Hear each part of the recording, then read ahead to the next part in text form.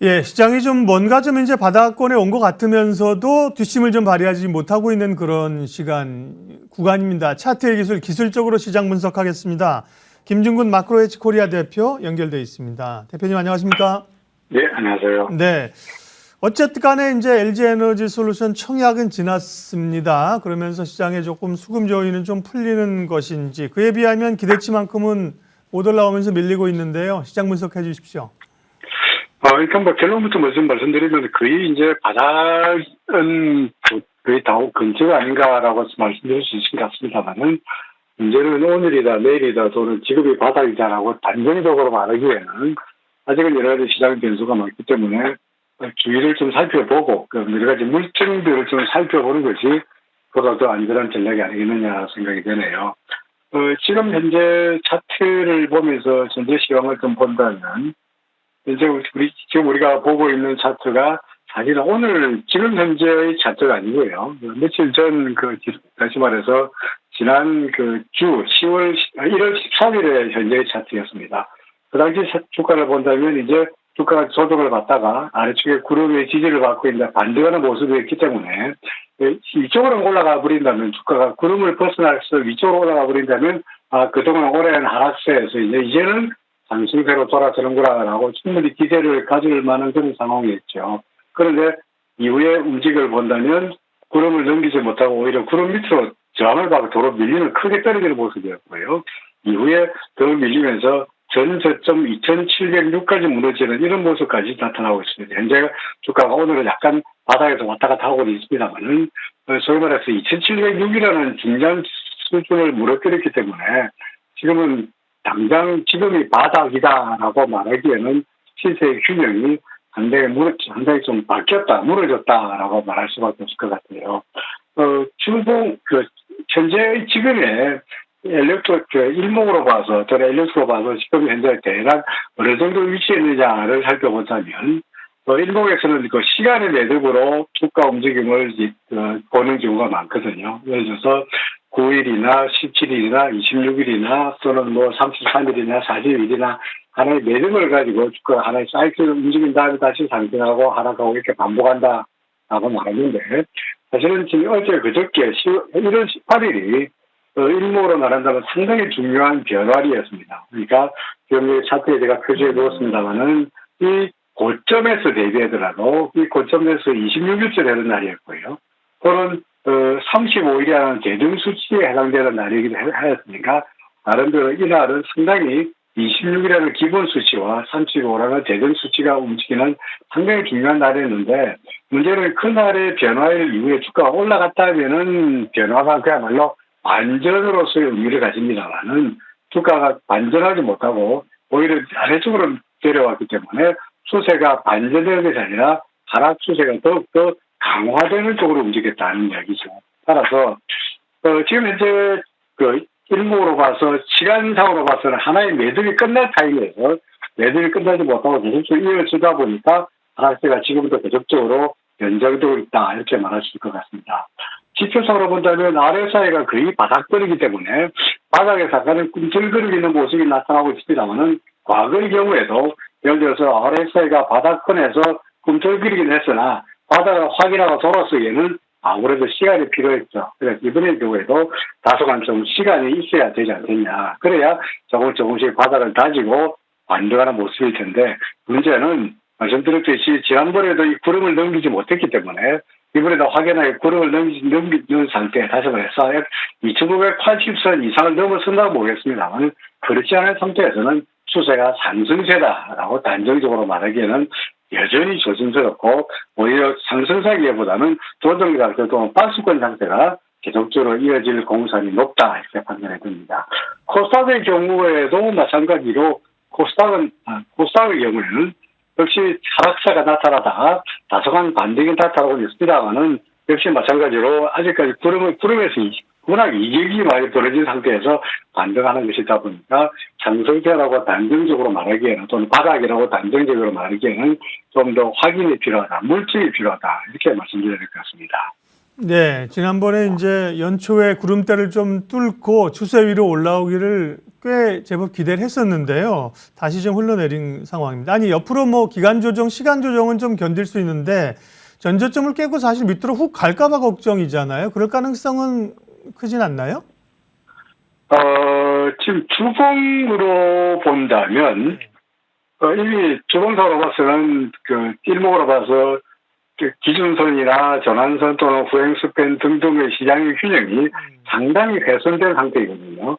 그래서 현재 우리가 기대할 수 있는 것은 만약에 얘가 일목에서 구름대 밖으로 완전히 이렇게 벗어나 버린다면 완전히 그동안의 상승세가 완전히 하락세로 바뀌는 것이니까 그런 자체를 피하고 싶은데요. 그러기 위해서는 이 구름대의 하단이 지지돼야 됩니다. 그러니까 그럴 가능성이 있나 없느냐를 보다도 구름대 하단이 지지되느냐 여부가 향후 주가의 수치를 파악하는 데 아주 중요한 시금석이 될 것 같습니다. 현재 구름대 하단은 대략 2780선에 있습니다. 그래서 2780선이 대단히 중요한 지지선이니까 이 2780선을 무너뜨리는지 여부가 향후의 움직임을 좌우한다 이렇게 볼 수 있을 것 같습니다.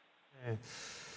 거기까지 가지 않고 좀 반등하기를 기대하겠고요. 네, 섹터 이야기하겠습니다. 확실히 이제 엔솔 청약이 끝나니까 오늘 뭐 2차 전지라든지 이런 쪽은 강한 뭐 엔터나 강한 흐름들을 나타내고 있고요.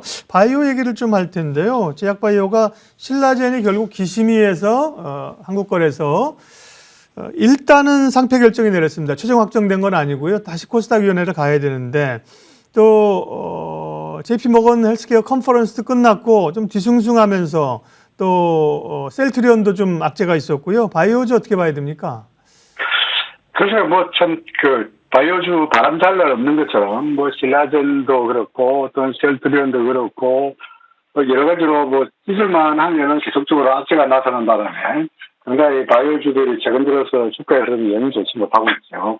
뭐 셀트리온 악재니 호재니라기보다도 이런 것을 시장에서 어떻게 해석하느냐가 중요하지 않겠습니까? 아무리 악재가 크더라도 시장의 상승세고 주가가 올라간다는 호의적인 단어를 가지고 있다면 악재를 충분히 소화할 수 있는 상황일 텐데 지금 같은 경우에는 바이오주 관련해서 조그만 악재가 나오더라도 주가가 금방 흔들리는 모습이다 보니까 아직까지 시세의 균형, 매수세와 매도세 간이 있어가지고 매도세가 여전히 바이오주의 앞날을 좌우하고 있다 이렇게 보여줄 수 있겠죠.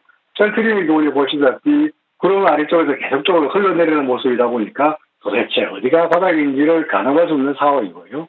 또 삼성바이오 같은 경우에도 구름을 약간 벗어나면서 상승하려고 시도했으나 결국은 그런 소력은 헛되이 다시 구름 밑으로 처박히는 그런 모습을 보이고 있는 거고요.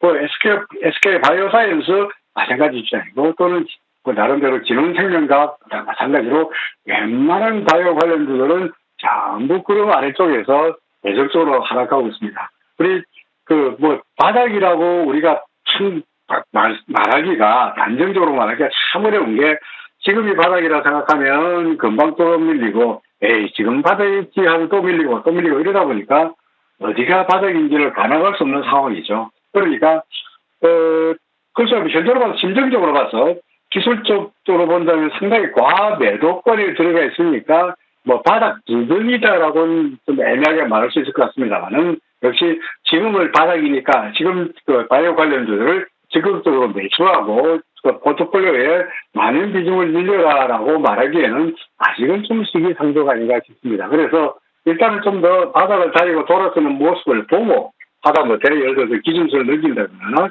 또는 RSI가 확실하게 매수 신호를 나타낼 때 그때 가서 매수에 들어가는 것이 좀 더 안전한 전략이 아니겠느냐라고 생각이 됩니다.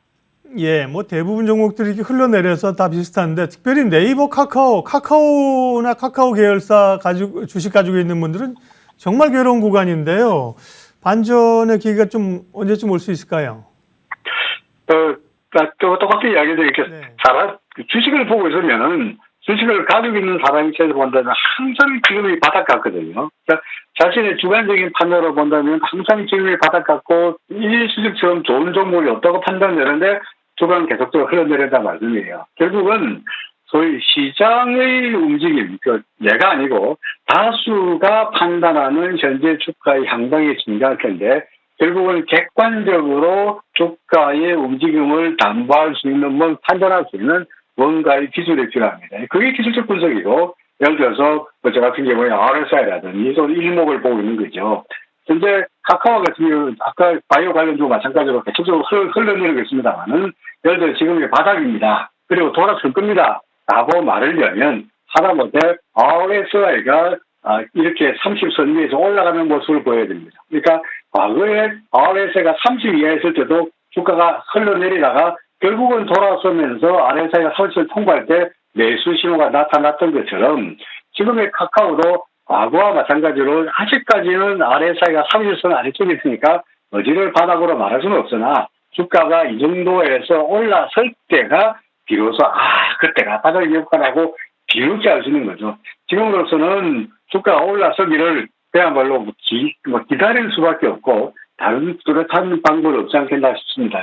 마찬가지로 바이오주와 마찬가지로 신규 매수하는 것도 아직은 좀 내키지 않고요. 가족 예술분들 경우에는 지금 바닥 부분이니까 조금만 기다리면 이제 바닥에서 좀 탈출하지 않겠냐 하는 그런 막연한 말씀을 드릴 수밖에 없겠네요. 네이버 경우도 마찬가지입니다. 네이버 경우도 RSI가 30선 아래쪽에서 탈출할 때까지를 기다릴 수밖에 없지 않겠나라고 생각이 됩니다. 네. 마무리 전략하고요. 좀 눈여겨볼 만한 기업이 있으면 정리해 주십시오. 역시 올해의 관건은 이제 금통위 또 미국도 마찬가지입니다만 금리가 어떻게 되느냐가 관건일 텐데 이미 시장에서 금리가 계속적으로 올라가고 예상이 되다 보니까 아무래도 금리가 올라가야 된다면 시장에는 그다지 좋은 영향은 아니라고 생각됩니다. 하지만 오히려 금리로 인해 가지고 상승세를 보이는 종목들이 있거든요. 대표적으로 예를 들어서 KD금융지주라든지 또는 우리 금융지주라든지 금융 관련주 하나금융지주가 마찬가지고 그러니까 금융주에 대한 관심이 계속적으로 두는 게 좋을 것 같고요. 또는 LG이노텍 때문에 다시 시장이 흔들렸습니다만 역시 LG이노텍 같은 경우에는 꾸준하게 상승 추세에 있는 종목으로서 애플 관련 호재도 있고요. 전 차트상으로 봐서도 상당히 괜찮았고 보여지다 보니까 아직까지 추세가 무너지지 않는 오히려 상승세에 있는 종목에 올라타는 것이 보다 더 안전한 전략이다 이렇게 판단이 됩니다. 네, 기술적 시장 분석 차트의 기술 마크로에치 코리아 김중근 대표님 함께했습니다. 고맙습니다. 네, 고맙습니다.